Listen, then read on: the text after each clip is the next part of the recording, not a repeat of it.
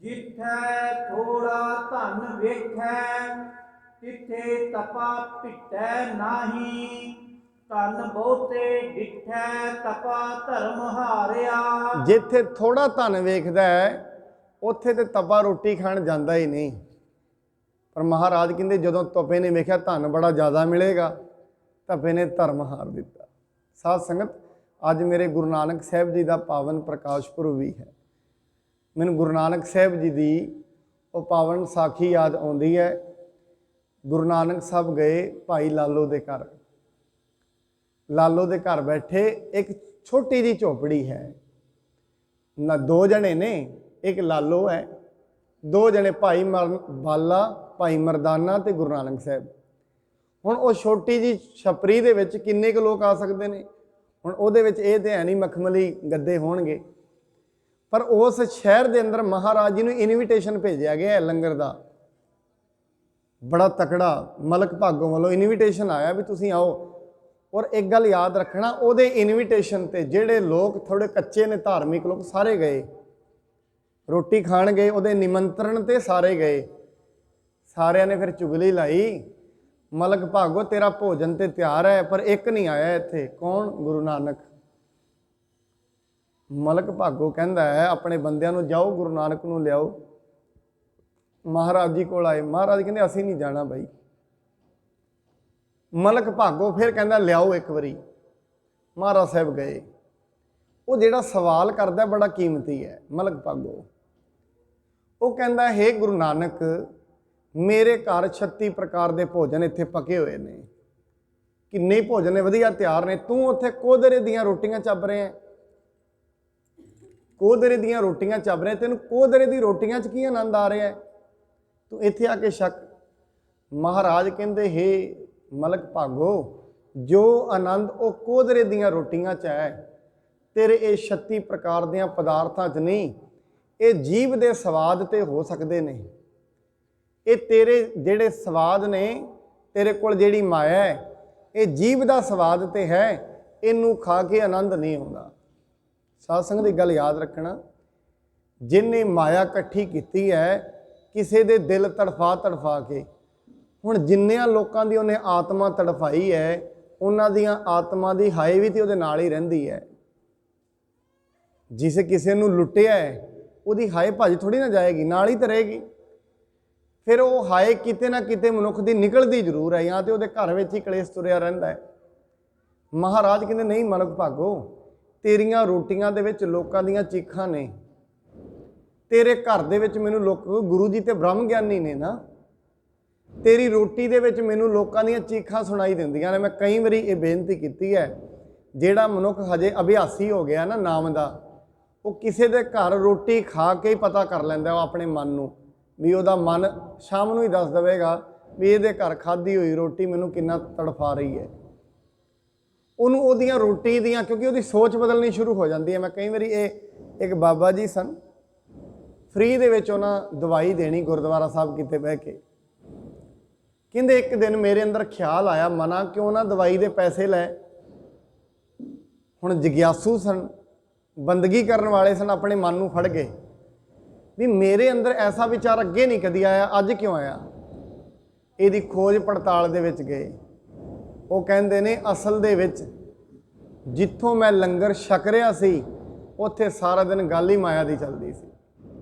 ਤਾਂ ਕਰਕੇ ਉਹ ਪ੍ਰਸ਼ਾਦਿਆਂ ਦੇ ਵਿੱਚ, ਹੁਣ ਪਕਾਈ ਰੋਟੀ ਤੇ ਪ੍ਰਸ਼ਾਦਿਆਂ ਵਿੱਚੋਂ ਮਾਇਆ ਆ ਗਈ, ਜਿਹੜੇ ਹੱਥਾਂ ਨਾਲ ਪੱਕੇਗੀ। ਕਹਿੰਦੇ ਤਾਂ ਕਰਕੇ ਮੇਰੇ ਅੰਦਰ ਇਹ ਲਹਿਰ ਤੁਰ ਪਈ। ਸਾਧ ਸੰਗਤ, ਇਸ ਕਰਕੇ ਮਹਾਰਾਜ ਗੁਰੂ ਨਾਨਕ ਸਾਹਿਬ ਨੇ ਕਿਹਾ, ਕਹਿੰਦੇ ਹੇ ਮਲਕ ਭਾਗੋ, ਤੇਰੀ ਰੋਟੀ ਦੇ ਵਿੱਚ ਲੋਕਾਂ ਦਾ ਖੂਨ ਹੈ, ਮੈਂ ਇਹ ਰੋਟੀ ਨਹੀਂ ਖਾਣੀ। ਔਰ ਸਾਧ ਸੰਗਤ, ਗੁਰੂ ਨੂੰ ਇੱਥੋਂ ਇਹ ਵੀ ਪਤਾ ਲੱਗ ਗਿਆ, ਗੁਰੂ ਨੂੰ ਕਿਸੇ ਦੇ ਪ੍ਰਸ਼ਾਦਿਆਂ ਦੀ ਭੁੱਖ ਨਹੀਂ ਹੈ, ਗੁਰੂ ਨੂੰ ਕਿਸੇ ਦੇ ਪਕਵਾਨਾਂ ਦੀ ਭੁੱਖ ਨਹੀਂ, ਕਿਸੇ ਦੇ ਦਿੱਤੇ ਹੋਏ ਵਸਤਰਾਂ ਦੀ ਭੁੱਖ ਨਹੀਂ। ਸਾਧ ਸੰਗਤ, ਭਾਈ ਗੁਰਦਾਸ ਜੀ ਕਹਿੰਦੇ ਨੇ, ਗੋਬਿੰਦ ਭਾਉ ਭਗਤ ਦਾ ਭੁੱਖਾ। ਗੋਬਿੰਦ ਨੂੰ ਅਤੇ ਗੋਬਿੰਦ ਦੇ ਭਗਤਾਂ ਨੂੰ ਇੱਕ ਹੀ ਭੁੱਖ ਹੈ, ਉਹ ਹੈ ਪ੍ਰੇਮ ਦੀ। ਮੈਂ ਤਾਂ ਕਈ ਵਾਰੀ ਸੋਚਦਾ, ਵੇਖੋ ਕਿੱਡਾ ਵੱਡਾ ਪ੍ਰੇਮ ਹੈ। ਰਾਮ ਕ੍ਰਿਸ਼ਨ ਪਰਮਹੰਸ ਹੋਏ ਨੇ, ਉਹ ਕਹਿੰਦੇ ਜਦੋਂ ਮੰਦਿਰ ਦੇ ਵਿੱਚ ਪਹਿਲਾਂ ਤਾਂ ਉਹਨਾਂ ਨੂੰ ਪੁਜਾਰੀ ਕੋਈ ਲਾਉਂਦਾ ਨਹੀਂ, ਕਿਸੇ ਨੇ ਪੁਜਾਰੀ ਲਾ ਲਿਆ। ਉਹਨਾਂ ਕੀ ਕਰਨਾ, ਜਦੋਂ ਤੇ ਹੁਣ ਪ੍ਰੇਮ ਦੇ ਵਿੱਚ ਗਾਉਂਦੇ ਸੀ, ਪ੍ਰੇਮ ਵਿੱਚ ਕਿਹੜਾ ਨਿਯਮ ਨੇ, ਜਦੋਂ ਆਰਤੀ ਕਰਨ ਲੱਗਣੀ ਮਨ ਸਾਰਾ ਦਿਨ ਹੀ ਆਰਤੀ ਕਰਦੇ ਰਹਿਣ। ਜਿੱਦਣ ਨਾ ਕਰਨੀ ਉਹਨੇ ਇੱਕ ਦਿਨ ਵੀ ਨਾ, ਕਈ ਮੇਰੀ ਤੇ 5 ਮਿੰਟਾਂ 'ਚ ਹੀ ਆਰਤੀ ਕਰ ਦੇਣੀ। ਪ੍ਰਬੰਧਕ ਬੜੇ ਪਰੇਸ਼ਾਨ। ਹੁਣ ਉਹ ਜਿਹੜਾ ਮੰਦਰ ਹੈ ਵੀ ਸ਼ੂਦਰਾਂ ਦਾ ਸੀ, ਕੋਈ ਦੂਜਾ ਪੁਜਾਰੀ ਲੱਗਣ ਨੂੰ ਤਿਆਰ ਨਹੀਂ, ਉਹ ਤੇ ਇਸ ਗੱਲ ਤੋਂ ਉੱਤੇ ਸੀ, ਉਹ ਲੱਗ ਗਏ। ਪ੍ਰਬੰਧਕ ਬੜੇ ਪਰੇਸ਼ਾਨ। ਉਹਨੂੰ ਕਹਿੰਦੇ ਨੇ ਰਾਮ ਕ੍ਰਿਸ਼ਨ ਨੂੰ ਵੀ ਗੱਲ ਸੁਣ, ਤੂੰ ਕਦੇ ਤੇ ਆਰਤੀ ਕਰਨ ਲੱਗਣਾ ਸਾਰਾ ਦਿਨ ਹੀ ਕਰਦਾ ਰਹਿਣਾ, ਕਦੇ ਕਰਦਾ ਹੀ ਨਹੀਂ। ਉਹ ਆਂਦਾ ਆਰਤੀ ਹੁੰਦੀ ਉਦੋਂ ਹੈ ਜਦੋਂ ਅੰਦਰੋਂ ਪ੍ਰੇਮ ਜਾਗਦਾ ਹੈ, ਉਸ ਤੋਂ ਪਹਿਲਾਂ ਮੇਰੇ ਤੋਂ ਨਹੀਂ ਆਰਤੀ ਹੁੰਦੀ ਭਾਈ ਬਨਾਵਟੀ। ਮੈਂ ਤੇ ਉਦੋਂ ਹੀ ਕਰ ਸਕਦਾ ਜਦੋਂ ਮੇਰੇ ਅੰਦਰੋਂ ਪ੍ਰੇਮ ਜਾਗ। ਚਲੋ ਠੀਕ, ਇਹ ਗੱਲ ਮੰਨ ਲਈ ਹੁੰਦਾ। ਕਹਿੰਦੇ ਚਲੋ ਕੋਈ ਨਹੀਂ, ਮੰਦਰ ਦੇ ਦਰਵਾਜ਼ੇ ਤੇ ਖੁੱਲ੍ਹੇ ਨੇ ਨਾ, 5 ਮਿੰਟ ਹੀ ਸਹੀ। ਦੂਜੀ ਉਹ ਗੱਲ ਇੱਕ ਹੋਰ ਕਰਨ ਲੱਗਾ, ਉਹ ਜਿਹੜਾ ਭਗਵਾਨ ਨੂੰ ਭੋਗ ਲਵਾਉਂਦਾ ਸੀ ਪਹਿਲਾਂ ਆਪ ਖਾ ਲੈਂਦਾ ਸੀ। ਹੁਣ ਪ੍ਰਬੰਧਕਾਂ ਨੂੰ ਇਹ ਗੱਲ ਪਤਾ ਲੱਗੀ, ਕਹਿੰਦੇ ਤੂੰ ਆਪ ਕਿਉਂ ਖਾਣਾ ਹੈ? ਕਹਿੰਦਾ ਕੀ ਪਤਾ ਭਗਵਾਨ ਦੇ ਕੋਲ ਖੱਟਾ ਮਿੱਠਾ ਚੱਲ ਜੇ ਤੇ ਭਗਵਾਨ ਨਾਰਾਜ਼ ਹੋ ਜਾਏਗਾ, ਪਹਿਲਾਂ ਮੈਂ ਆਪ ਖਾ ਕੇ ਵੇਖਣਾ। ਹੁਣ ਉਹ ਪ੍ਰੇਮ ਵਿੱਚ ਹੈ। ਸਾਧ ਸੰਗਤ, ਉਹ ਭੋਗ ਲਵਾ ਰਿਹਾ, ਉਹ ਪ੍ਰੇਮ ਵਿੱਚ ਹੈ। ਪ੍ਰੇਮ ਦੇ ਅੱਗੇ ਨਿਯਮ ਨਹੀਂ ਹੁੰਦੇ। ਮਹਾਰਾਜ ਗੁਰੂ ਅਮਰਦਾਸ ਜੀ ਨੇ ਕਿਹਾ ਸੀ ਵੈਸ਼ਨੋ ਨੂੰ, ਦੁਰਗਾ ਦਾਸ ਨੂੰ, ਕਹਿੰਦੇ ਇਹ ਤੂੰ ਨਿਯਮ ਦੀ ਪਾਲਣਾ ਕਰਦਾ ਹੈ, ਪਰ ਜਿੱਥੇ ਨੇਮ ਹੁੰਦੇ ਨੇ ਉੱਥੇ ਪ੍ਰੇਮ ਨਹੀਂ ਹੁੰਦਾ। ਹੁਣ ਸਾਧ ਸੰਗਤ ਜਿਹੜੀ ਸਬਰੀ ਹੈ ਉਹ ਕਿਉਂ ਖਾ ਰਹੀ ਹੈ ਬੇਰ? ਪਤਾ ਕਿਉਂ ਟੇਸਟ ਕਰਕੇ ਵਹਿੰਦੀ ਹੈ? ਕਿਤੇ ਕੋਈ ਖੱਟਾ ਬੇਰ ਨਾ ਗੁਰੂ ਰਾਮਚੰਦਰ ਜੀ ਦੇ ਮੂੰਹ ਵਿੱਚ ਚਲਾ ਜਾਏ। ਹੁਣ ਰਾਮਚੰਦਰ ਜੀ ਇਹ ਨਹੀਂ ਵੇਖ ਰਹੇ ਇਹ ਸ਼ੁੱਧਰ ਹੈ, ਦੂਜੀ ਗੱਲ ਬੇਰ ਜੂਠੇ ਨੇ, ਇਹ ਨਹੀਂ ਵੇਖੇ। ਉਹਨਾਂ ਇਹ ਵੇਖਿਆ ਹੈ ਇਹ ਬੇਰਾਂ ਦੇ ਪਿੱਛੇ ਭਾਵਨਾ ਕੀ ਹੈ, ਇਹਦੇ ਪਿੱਛੇ ਕਿੱਡੀ ਵੱਡੀ ਭਾਵਨਾ ਹੈ ਵੀ ਮੇਰੇ ਭਗਵਾਨ ਦੇ ਮੂੰਹ ਦੇ ਵਿੱਚ ਕੋਈ ਖੱਟਾ ਬੇਰ ਨਾ ਚਲਾ ਜਾਏ। ਸਾਧ ਸੰਗਤ, ਅਸਲ ਦੇ ਵਿੱਚ ਰੱਬ ਦੇ ਦਰ ਤੇ ਪ੍ਰਵਾਨ ਹੁੰਦੀ ਹੈ ਭਾਵਨਾ। ਜਿੱਥੇ ਪ੍ਰੇਮ ਹੁੰਦਾ ਹੈ ਪਰਮਾਤਮਾ ਉੱਥੇ ਹੁੰਦਾ ਹੈ। ਹੁਣ ਰਾਮ ਕ੍ਰਿਸ਼ਨ ਨੂੰ ਕਹਿੰਦੇ ਨੇ ਤੂੰ ਪ੍ਰਸ਼ਾਦ ਦਾ ਭੋਗ ਆਪ ਨਹੀਂ ਲਾਉਣਾ। ਕਹਿੰਦੇ ਨਹੀਂ, ਮੈਂ ਪੂਜਾ ਛੱਡ ਸਕਦਾ, ਪਰ ਮੈਂ ਭਗਵਾਨ ਨੂੰ ਜਦੋਂ ਤਾਈਂ ਆਪ ਨਹੀਂ ਨਾ ਖਾ ਕੇ ਵੇਖ ਲੈਂਦਾ ਉਦੋਂ ਤਾਈਂ ਭਗਵਾਨ ਨੂੰ ਭੋਗ ਲਵਾਉਣਾ ਹੀ ਨਹੀਂ। ਸਾਧ ਸੰਗਤ, ਇਹ ਪ੍ਰੇਮ ਹੈ।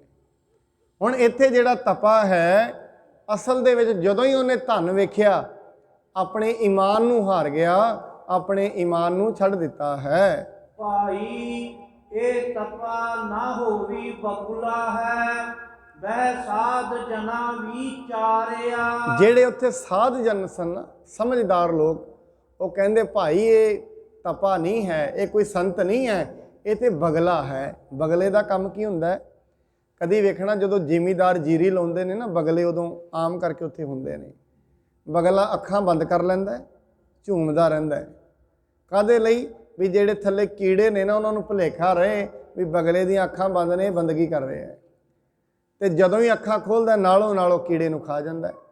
ਸਾਧ ਜਨ ਕਹਿੰਦੇ ਭਾਈ ਇਹ ਤਪਾ ਨਹੀਂ ਹੈ, ਇਹ ਕੋਈ ਸੰਤ ਨਹੀਂ ਹੈ, ਇਹ ਤੇ ਸੰਤ ਦੇ ਭੇਗ ਦੇ ਵਿੱਚ ਕੋਈ ਚੋਰ ਹੈ, ਲੋਭੀ ਹੈ। ਭਾਈ ਇਹੋ ਤਪਾ ਨਾ ਹੋਵੀ ਬਗੁਲਾ ਹੈ, ਵਹਿ ਸਾਧ ਜਨਾ ਵਿਚਾਰਿਆ। ਸਾਧ ਜਨਾ ਨੇ ਇਸ ਚੀਜ਼ ਨੂੰ ਵਿਚਾਰ ਲਿਆ ਹੈ। ਸਤਿਪੁਰਖ ਕੀ ਤਪਾ ਨਿੰਦਾ ਕਰੈ, ਸੰਸਾਰੇ ਕੀ ਵਿੱਚ ਸੰਸਾਰੇ ਕੀ ਉਸਤਤੀ ਵਿੱਚ ਹੋਵੇ। ਜਿਹੜਾ ਤਪਾ ਹੈ ਉਹ ਕੀ ਕਰਦਾ? ਸਤਿਪੁਰਖ ਕੀ, ਗੁਰੂ ਅਮਰਦਾਸ ਜੀ ਦੀ ਤੇ ਨਿੰਦਾ ਕਰਦਾ ਹੈ, ਪਰ ਸੰਸਾਰ ਦੀਆਂ ਲੋਕਾਂ ਨੂੰ ਸਲਾਹੁੰਦਾ ਹੈ। ਕਾਹਦੇ ਲਈ? ਸੰਸਾਰ ਦੀਆਂ ਲੋਕਾਂ ਦੀ ਤਾਂ ਸਿਫਤ ਕਰਦਾ ਹੈ। ਕੋਈ ਆਉਂਦਾ ਹੈ ਪਿੰਡ ਦਾ ਅਮੀਰ ਜੀ ਨੂੰ ਵੇਖ ਕੇ ਕਹਿ ਦੇਗਾ ਮਹਾਰਾਜ ਤੁਸੀਂ ਬੜੇ ਗੁਰਮੁਖ ਹੋ, ਤੁਹਾਡੇ ਵਰਗਾ ਤੁਸੀਂ ਵੇਖੋ ਕਿੰਨਾ ਨਿਰੰਤਰ ਆਉਂਦੇ ਹੋ। ਹੁਣ ਜਿਹੜਾ ਸਾਧ ਸੰਗਤ ਜਿਹਦੇ ਕੋਲ ਪੈਸਾ ਹੁੰਦਾ ਹੈ ਨਾ, ਕੋਈ ਵੀ ਪੋਸਟ ਹੁੰਦੀ ਹੈ, ਪੈਸਾ ਨਹੀਂ, ਦੁਨੀਆ ਦੀ ਕੋਈ ਵੀ ਪਦਵੀ ਹੁੰਦੀ ਹੈ, ਪਦਵੀ ਵਾਲੇ ਮਨੁੱਖ ਦੀ ਕਮਜ਼ੋਰੀ ਹੈ ਆਪਣੀ ਚਾਪਲੂਸੀ ਕਰਵਾਉਣਾ, ਔਰ ਗਰੀਬ ਮਨੁੱਖ ਦੀ ਮਜਬੂਰੀ ਹੈ ਪਦਵੀ ਵਾਲੇ ਦੀ ਚਾਪਲੂਸੀ ਕਰਨਾ। ਸਭ ਤੋਂ ਵੱਡੀ ਕਮਜ਼ੋਰੀ ਪਦ ਵਾਲੇ ਮਨੁੱਖ ਦੀ ਇਹੀ ਹੁੰਦੀ ਹੈ। ਹੁਣ ਉਹ ਜਿਹੜਾ ਤਪਾ ਹੈ ਸੰਸਾਰ ਦੀ ਉਸਤਤੀ ਕਰਦਾ ਹੈ। ਕਿਉਂ? ਸੰਸਾਰ ਤੋਂ ਪੈਸੇ ਲੈਣੇ ਨੇ। ਜੇ ਉਹਨਾਂ ਦੀ ਉਸਤਤੀ ਨਾ ਕਰੇਗਾ, ਕਦੀ ਮਹਿਕ ਵਿੱਚ ਕਦੇ ਬੋਲਦਾ ਹੋਏਗਾ ਨਾ, ਉੱਥੇ ਕਦੀ ਮੰਦਰ 'ਚ ਆਉਂਦੇ ਹੋਣਗੇ ਮਹਾਰਾਜ ਜੀ ਫਲਾਣੇ ਨੇ ਆਹ ਦਾਨ ਦੇ ਦਿੱਤਾ, ਇਹਨਾਂ ਵਰਗਾ ਤੇ ਗੁਰਮੁਖ ਹੀ ਕੋਈ ਨਹੀਂ, ਇਹਨਾਂ ਵਰਗਾ ਤੇ ਵੱਡਾ ਹੀ ਕੋਈ ਨਹੀਂ। ਕਿਉਂ? ਪੈਸਿਆਂ ਦੇ ਚੱਕਰ 'ਚ। ਮਹਾਰਾਜ ਸਾਹਿਬ ਜੀ ਕਹਿੰਦੇ ਨੇ ਐਸੇ ਮਨੁੱਖ ਨੂੰ ਪਰਮੇਸ਼ਰ ਤੇ ਕੋਈ ਵਿਸ਼ਵਾਸ ਨਹੀਂ, ਉਹ ਗੁਰੂ ਅਮਰਦਾਸ ਜੀ ਦੀ ਤੇ ਨਿੰਦਾ ਕਰਦਾ ਹੈ, ਸੰਸਾਰ ਦੀਆਂ ਲੋਕਾਂ ਦੀ ਉਸਤਤ ਕਰੀ ਜਾਂਦਾ ਹੈ। ਏਤ ਦੇਖੋ ਤਪਾ ਦਏ ਮਾਰਿਆ। ਏਤ ਦੁੱਖ ਹੈ, ਇਸ ਦੁੱਖ ਦੇ ਲਈ ਤਪਾ ਦਈਏ ਮਾਰਿਆ। ਇਸ ਕਰਕੇ ਕਹਿੰਦੇ ਨੇ ਆਹ ਦੁੱਖ ਲੱਗਾ ਉਹਨੂੰ। ਸਾਧ ਸੰਗਤ ਕਿਹੜਾ ਦੁੱਖ ਲੱਗਾ? ਸਤਿਪੁਰਖ ਦੀ ਨਿੰਦਾ ਕਰਨ ਦਾ। ਸਭ ਤੋਂ ਵੱਡਾ ਦੁੱਖ ਦੁਨੀਆ ਦਾ ਕਿਸੇ ਚੰਗੇ ਮਨੁੱਖ ਦੀ ਨਿੰਦਾ ਕਰਨੀ, ਬਿਨਾਂ ਵੇਖੇ ਕਰਨੀ, ਸਭ ਤੋਂ ਵੱਡਾ ਦੁੱਖ ਹੈ। ਹੁਣ ਮਹਾਰਾਜ ਇਸੇ ਸ਼ਬਦ 'ਚ ਦੱਸਣਗੇ ਜਿਹੜਾ ਇਹਨੇ ਦੋਖ ਲਾਇਆ ਹੈ ਤੇ ਦੋਸ਼ ਲੱਗਾ ਹੈ, ਇਹਨੂੰ ਦਰਗਾਹ ਦੇ ਵਿੱਚ ਇਹਦੀ ਕੀ ਸਜ਼ਾ ਮਿਲੇਗੀ। ਪਹਿਲੀ ਤੇ ਇਹ ਦੱਸੀ, ਕਿਉਂਕਿ ਸਾਧ ਸੰਗਤ ਮਨੁੱਖ ਬੜੀ ਵਾਰੀ ਸਤਿਪੁਰਖਾਂ ਦੀ, ਮੈਂ ਉਸ ਦਿਨ ਵੀ ਇੱਕ ਸਾਖੀ ਆਪ ਜੀ ਨੂੰ ਸੁਣਾਈ ਹੈ। ਬੜੇ ਬ੍ਰਾਹਮਣਾਂ ਦਾ ਇੱਕ ਰਾਜੇ ਨੇ ਭੋਜਨ ਕਰ ਲਿਆ, ਲੰਗਰ ਤਿਆਰ ਹੋਣ ਲੱਗਿਆ। ਇੱਕ ਚੀਲ ਨੇ ਸੱਪ ਨੂੰ ਫੜ ਲਿਆ, ਆਪਣੀ ਚੁੰਝ ਵਿੱਚ ਲੈ ਕੇ ਉੱਡ ਰਹੀ ਸੀ। ਉਹ ਜਾ ਕੇ ਕੜਾਹੀ ਵਿੱਚ ਡਿੱਗਾ, ਉਹ ਵਿੱਚ ਹੀ ਉਬਲ ਗਿਆ। ਉਹ ਸਾਰਾ ਭੋਜਨ ਬ੍ਰਾਹਮਣਾਂ ਸਾਰੇ ਮਰ ਗਏ। ਕਹਿੰਦੇ ਜਿਹੜਾ ਧਰਮਰਾਜ ਹੈ ਉਹ ਚਿੰਤਾ ਵਿੱਚ ਆ ਗਿਆ ਵੀ ਇਹਦਾ ਦੋਸ਼ ਕਿਹਦੇ ਤੇ ਲਾਈਏ। ਇਹ ਬੜੀ ਸਮਝਣ ਦੀ, ਕਿਹਤੇ ਲਾਈਏ ਇਹਦਾ ਦੋਸ਼। ਉਹ ਕਹਿੰਦੇ ਰਾਜੇ ਤੇ ਲਾਈਏ, ਰਾਜੇ ਨੂੰ ਤੇ ਪਤਾ ਹੀ ਨਹੀਂ, ਰਾਜੇ ਨੇ ਕਿਹੜਾ ਜਾਣ ਕੇ ਪਾਇਆ। ਲਾਂਗਰੀ ਤੇ ਲਾਈਏ, ਕਹਿੰਦੇ ਲਾਂਗਰੀ ਤੇ ਮਿਰਚ ਮਸਾਲੇ ਪਾ ਰਿਹਾ, ਲਾਂਗਰੀ ਨੂੰ ਤੇ ਪਤਾ ਹੀ ਨਹੀਂ ਸੱਪ ਪੈ ਗਿਆ। ਫਿਰ ਕਿਤੇ ਚੀਲ ਤੇ ਲਾਈਏ, ਕਹਿੰਦੇ ਚੀਲ ਨੂੰ ਕੀ ਪਤਾ ਹੀ ਥੱਲੇ ਉਹਨੇ ਜਾਣ ਕੇ ਸੁੱਟਿਆ ਉੱਥੇ। ਸੱਪ ਤੇ ਲਾਈਏ, ਕਹਿੰਦੇ ਸੱਪ ਤੇ ਵਿਚਾਰਾ ਅੱਗੇ ਵਿਪਤਾ 'ਚ ਫੜਿਆ।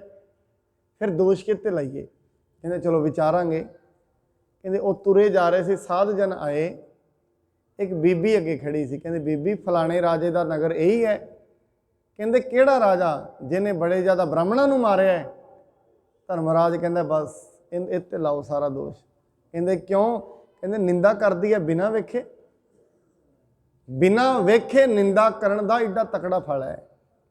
ਇਹਨੇ ਵੇਖਿਆ ਨਹੀਂ, ਇਹਨੂੰ ਗੱਲ ਦਾ ਪਤਾ ਨਹੀਂ, ਸਮਝ ਨਹੀਂ ਕਿਹਨੇ ਮਾਰਿਆ ਕਿਹਨੇ ਨਹੀਂ ਮਾਰਿਆ। ਸੁਣੀ ਸੁਣਾਈ ਗੱਲ ਸੁਣੀ, ਚੁੱਕ ਕੇ ਨਿੰਦਾ ਕਰਦੀ। ਕਹਿੰਦੇ ਮਹਾਰਾਜ ਕਹਿੰਦੇ ਰਾਜਾ, ਕਿਉਂਕਿ ਰਾਜਾ ਬੇਦੋਸ਼ ਹੈ, ਨਿਰਦੋਸ਼ ਹੈ। ਨਿਰਦੋਸ਼ ਮਨੁੱਖ ਦੀ ਨਿੰਦਾ ਕਰਨਾ ਸਭ ਤੋਂ ਵੱਡਾ ਪਾਪ ਹੈ। ਜੇ ਕਿਸੇ ਦੀ ਨਿੰਦਾ ਕਰਦੇ ਵੀ ਹਾਂ, ਕਿਸੇ ਦੀ ਗੱਲ ਕਰਦੇ ਵੀ ਹਾਂ, ਪਹਿਲਾਂ ਉਹਦੇ ਬਾਰੇ ਜਾਣੀਏ ਕਿ ਅਸਲ ਦੇ ਵਿੱਚ ਇਹ ਗੱਲ ਹੈ। ਜੇ ਉਹ ਗੱਲ ਨਹੀਂ ਹੈ ਫਿਰ ਸਾਨੂੰ ਨਿੰਦਾ ਕਰਨ ਦਾ ਕੋਈ ਹੱਕ ਨਹੀਂ ਹੈ। ਜੇ ਗੱਲ ਸੱਚੀ ਹੈ ਹੀ ਨਹੀਂ, ਇਸ ਕਰਕੇ ਕਹਿੰਦੇ ਨੇ ਤਪੇ ਨੂੰ ਜਿਹੜਾ ਦੋਖ ਲੱਗਾ, ਦੋਖ ਕੀ ਲੱਗਾ? ਸਤਿਪੁਰਖ ਦੀ ਨਿੰਦਾ ਕੀਤੀ। ਕਾਹਦੇ ਵਾਸਤੇ? ਸਮਾਜ ਵਾਸਤੇ, ਪੈਸੇ ਇਕੱਠੇ ਕਰਨ ਵਾਸਤੇ। ਇਸ ਦੋਸ਼ ਕਰਕੇ ਰੱਬ ਨੇ ਉਹਨੂੰ ਮਾਰ ਦਿੱਤਾ ਹੈ। ਮਹਾਂਪੁਰਖਾਂ ਕੀ ਨਿੰਦਾ ਕਾ ਵੇਖ, ਜੇ ਤਪੇ ਨੋ ਫਲ ਲੱਗਾ। ਹੁਣ ਵੇਖੋ ਮਹਾਂਪੁਰਖਾਂ ਦੀ ਨਿੰਦਾ ਦਾ ਫਲ ਕੀ ਲੱਗਿਆ। ਇੱਕ ਨਿਰਦੋਸ਼ ਮਨੁੱਖ ਦੀ ਤਪੇ ਨੂੰ, ਉਸ ਜੋਗੀ ਨੂੰ ਜਿਹੜਾ ਗੁਰੂ ਅਮਰਦਾਸ ਜੀ ਦੀ ਨਿੰਦਾ ਕਰਦਾ ਹੈ, ਉਸ ਨੂੰ ਕੀ ਫਲ ਮਿਲਿਆ ਹੈ? ਸਭ ਗਿਆ ਤਪੇ ਕਾ ਘਾਲਿਆ। ਸਭ ਗਿਆ, ਜੋ ਵੀ ਅੱਜ ਤਾਈਂ ਪੁੰਨ ਦਾਨ ਕੀਤੇ ਸੀ ਸਾਰੇ ਗਏ। ਬਾਣੀ ਅੰਦਰ, ਬਾਣੀ ਮਹਾਰਾਜ ਕਹਿੰਦੇ ਨੇ ਜਿਸ ਅੰਦਰ ਚੁਗਲੀ ਚੁਗਲੋ ਵੱਜੈ, ਕੀਤਾ ਕਰਤਿਆ ਉਸ ਦਾ ਸਭ ਗਿਆ। ਜਿਹੜੇ ਮਨੁੱਖ ਚੁਗਲੀ ਕਰਦੇ ਨੇ, ਸਾਧ ਸੰਗਤ ਚੁਗਲੀ ਕਰ ਲਈ, ਜਿੰਨੀ ਅੱਜ ਤਾਈਂ ਉਹਨੇ ਧਨ ਕਮਾਈ ਕੀਤੀ, ਕੋਈ ਪਾਠ ਕੀਤਾ, ਕੋਈ ਜਪਜੀ ਸਾਹਿਬ ਦਾ, ਕੋਈ ਰਾਮ ਰਾਮ ਕਿਹਾ, ਵਾਹਿਗੁਰੂ ਵਾਹਿਗੁਰੂ ਕਿਹਾ, ਸਾਰਾ ਹੀ ਗਿਆ। ਚੁਗਲੀ ਦੀ ਏਡੀ ਵੱਡੀ ਸਜ਼ਾ ਹੈ। ਕੀਤਾ ਕਰਤਾ ਉਸ ਦਾ ਸਭ ਗਿਆ। ਜੋ ਕੁਝ ਵੀ ਉਹਨੇ ਅੱਜ ਤਾਈਂ ਕੀਤਾ ਸੀ, ਸਾਧ ਸੰਗਤ ਸਾਰਾ। ਕਈ ਵਾਰੀ ਮਨੁੱਖ ਇਹ ਕਹਿੰਦਾ ਹੈ ਮੈਂ ਬੰਦਗੀ ਵੀ ਕਰਦਾ, ਬਾਣੀ ਵੀ ਪੜ੍ਹਦਾ, ਪਰ ਮੇਰੇ ਕਰਮ ਫਿਰ ਵੈਸੇ ਹੀ ਨੇ। ਇਹ ਪਤਾ ਵੀ ਕਿਵੇਂ ਸਾਧ ਸੰਗਤ ਦਾ ਕਾਰਨ ਕੀ ਹੈ? ਜਿਵੇਂ ਇੱਕ ਬੈਗ ਹੋਏ ਘਰ ਦੇ ਵਿੱਚ, ਅਸੀਂ ਰੋਜ਼ ਦਿਹਾੜੀ ਬਾਹਰੋਂ ਮਾਇਆ ਇਕੱਠੀ ਕਰਕੇ ਲਾਈਏ, ਉਹ ਬੈਗ ਦੇ ਵਿੱਚ ਪਾ ਦਈਏ। ਰੋਜ਼ ਪਾਈ ਗਏ, ਮਹੀਨੇ ਕੇ ਬਾਅਦ ਸੋਚਦੇ ਹਾਂ ਕਿਸੇ ਨੇ ਮਾਇਆ ਮੰਗੀ, ਚਲੋ ਕੱਢੋ ਬੈਗ ਚੋਂ। ਬੈਗ ਚੋਂ ਕੱਢਣਗੇ, ਬੈਗ ਵਿੱਚ ਮਾਇਆ ਨਹੀਂ। ਕਹਿੰਦੇ ਨੇ ਮਾਇਆ ਕਿੱਥੇ ਗਈ? ਕਹਿੰਦੇ ਜਿੱਥੇ ਬੈਗ ਰੱਖਿਆ ਸੀ, ਅਸਲ ਦੇ ਵਿੱਚ ਬੈਗ ਦੇ ਥੱਲੇ ਥੱਲਾ ਹੀ ਕੋਈ ਨਹੀਂ। ਜਿੰਨੀ ਕਮਾਉਂਦੇ ਸੀ ਸਾਰੀ ਥੱਲੇ ਜਾਂਦੀ ਰਹੀ, ਚੁੱਕ ਕੇ ਲੈ ਗਿਆ ਕੋਈ। ਬੈਗ ਵੇਖਿਆ ਹੀ ਨਹੀਂ ਵੀ ਬੈਗ ਦੇ ਥੱਲੇ ਥੱਲਾ ਵੀ ਲਾ ਲਈਏ। ਸਾਧ ਸੰਗਤ ਐਵੇਂ ਹੀ ਹੈ।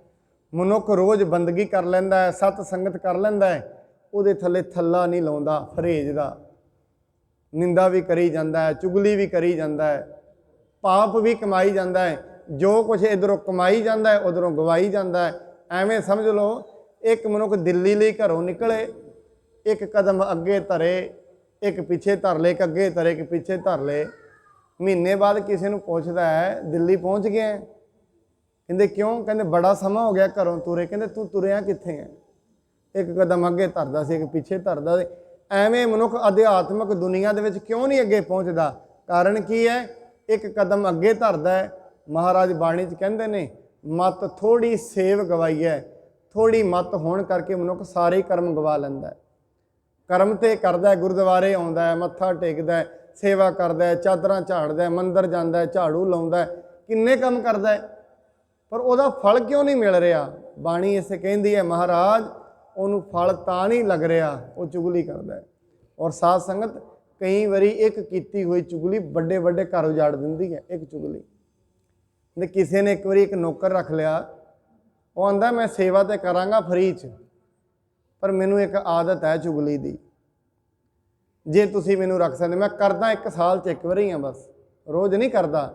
1 ਸਾਲ 'ਚ 1 ਵਾਰੀ ਚੁਗਲੀ ਕਰਦਾ, ਜੇ ਮੈਨੂੰ ਰੱਖੋ ਤੇ ਸੇਵਾ ਮੈਂ ਫਰੀ ਕਰਾਂਗਾ।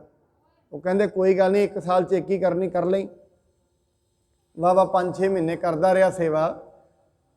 ਜਦੋਂ ਸਾਲ ਕਾਇਆ, ਰਾਜੇ ਨੂੰ ਕਹਿੰਦਾ, ਜਿਹਦੇ ਘਰ ਨੌਕਰ ਸੀ, ਕਹਿੰਦੇ ਸੇਠ ਜੀ ਮੈਨੂੰ ਐਵੇਂ ਲੱਗਦਾ ਹੈ, ਜਿਹੜੀ ਪਹਿਲਾਂ ਬੀਬੀ ਨੂੰ ਕਹਿੰਦਾ, ਕਹਿੰਦੇ ਬੀਬੀ ਮੈਨੂੰ ਐਵੇਂ ਲੱਗਦਾ ਹੈ ਨਵਾਬ ਦੂਜੀ ਵਿਆਹ ਕਰਾਉਣਾ ਚਾਹੁੰਦਾ। ਹੁੰਦੀ ਮੈਨੂੰ ਲੱਗਾ ਤੇ ਨਹੀਂ। ਕਹਿੰਦਾ ਬਸ ਤੈਨੂੰ ਨਹੀਂ ਲੱਗਾ, ਮੈਂ ਤੁਹਾਡਾ ਸ਼ੁਭ ਚਿੰਤਕ ਆ, ਸੇਵਾ ਕਰਦਾ, ਮੈਂ ਤਾਂ ਕਹਿ ਰਿਹਾ। ਚੁਗਲੀ ਲਾਤੀ। ਜਿਹੜਾ ਨਵਾਬ ਹੈ ਦੂਜਾ ਵਿਆਹ ਕਰਾਉਣਾ ਚਾਹੁੰਦਾ ਹੈ। ਉਹ ਕਹਿੰਦੀ ਅੱਛਾ। ਕਹਿੰਦੀ ਫਿਰ ਇਹਦਾ ਉਪਾਅ ਕੋਈ ਹੈ?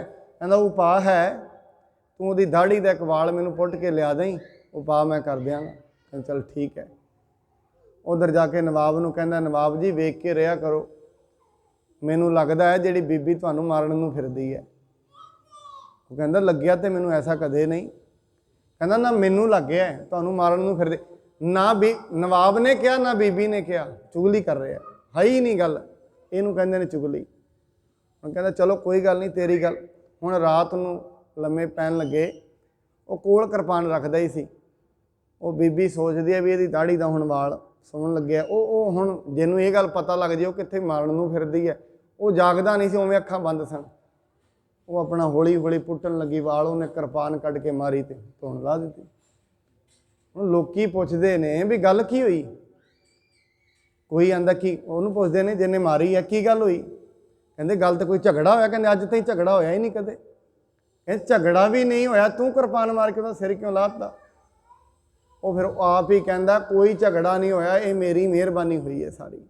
ਮੈਂ ਇਹਨਾਂ ਨੂੰ ਪਹਿਲਾਂ ਕਿਹਾ ਸੀ ਵੀ ਮੈਂ 1 ਸਾਲ 'ਚ 1 ਚੁਗਲੀ ਕਰਦਾ ਹੁੰਦਾ, ਉਹ ਮੈਂ 1 ਸਾਲ ਬਾਅਦ ਕੀਤੀ। ਹੁਣ 1 ਚੁਗਲੀ ਨੇ ਸਾਰੇ ਘਰ ਨੂੰ ਲੰਮਾ ਪਾ ਦਿੱਤਾ। ਸਾਧ ਸੰਗਤ ਕਈ ਵਾਰੀ ਤਾਂ ਕਰਕੇ ਮਹਾਰਾਜ ਨੇ ਬਾਣੀ ਦੇ ਵਿੱਚ ਕਿਹਾ ਚੁਗਲੀ ਕਿੱਡੀ ਮਾੜੀ ਚੀਜ਼ ਹੈ। ਇੱਕ ਵਾਰੀ ਕੀਤੀ ਹੋਈ 1 ਚੁਗਲੀ ਕਿਸੇ ਦੀ ਰੋਟੀ ਪਾਣੀ ਗਵਾ ਸਕਦੀ ਹੈ, ਕਿਸੇ ਦੇ ਪਰਿਵਾਰ ਨੂੰ ਮੁੱਦਾ ਮਾਰ ਸਕਦੀ ਹੈ। ਇਸ ਕਰਕੇ ਮਹਾਰਾਜ ਕਹਿੰਦੇ ਨੇ ਜਿਸ ਅੰਦਰ ਚੁਗਲੀ ਚੁਗਲੋ ਵਜੈ, ਕੀਤਾ ਕਰਤਿਆ ਉਸ ਦਾ ਸਭ ਗਿਆ। ਇਸ ਕਰਕੇ ਮਹਾਰਾਜ ਇਹ ਕਹਿੰਦੇ ਨੇ ਤਪੇ ਨੇ ਜਿਹੜੀ ਗੁਰੂ ਸਾਹਿਬ ਦੀ ਨਿੰਦਾ ਕੀਤੀ ਹੈ, ਉਸ ਦਾ ਉਹਨੂੰ ਇਹ ਫਲ ਲੱਗਿਆ, ਜੋ ਵੀ ਉਹਨੇ ਬੰਦਗੀ ਕੀਤੀ ਸੀ ਸਾਰੀ ਘਾਲ ਕਮਾਈ ਉਹਦੀ ਵਿਅਰਥ ਹੀ ਚਲੀ ਗਈ। ਬਾਹਰ ਬਹਿ ਪੰਚਾਂ ਵਿੱਚ ਤਪਾ ਸਦਾਏ, ਅੰਦਰ ਬਹਿ ਤਪਾ ਪਾਪ ਕਮਾਏ। ਬਾਹਰੋਂ ਤੇ ਦੁਨੀਆ ਵਿੱਚ ਸਿੱਧ ਜੋਗੀ ਬਣ ਜਾਂਦਾ ਹੈ ਮਨੁੱਖ। ਬਾਹਰੋਂ ਤੇ ਮਨੁੱਖ ਬਾਹਰੀ ਤੌਰ ਤੇ ਬੜਾ ਸਰਲ ਬਣ ਜਾਂਦਾ ਹੈ, ਪਰ ਕਹਿੰਦੇ ਮਨ ਦੇ ਵਿੱਚ ਹਮੇਸ਼ਾ ਹੀ ਪਾਪ ਤਪਾ ਕਮਾਉਂਦਾ ਰਹਿੰਦਾ ਹੈ।